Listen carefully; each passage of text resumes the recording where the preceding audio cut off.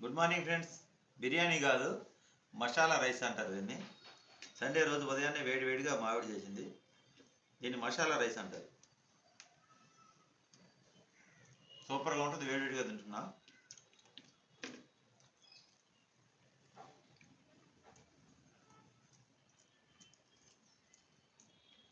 కొత్తిమీర, బిర్యానీ ఆకులు అన్నీ చేస్తారు.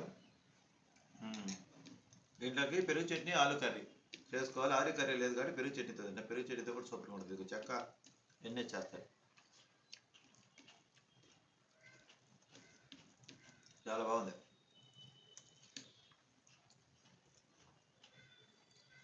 సండే స్పెషల్ ఇదే.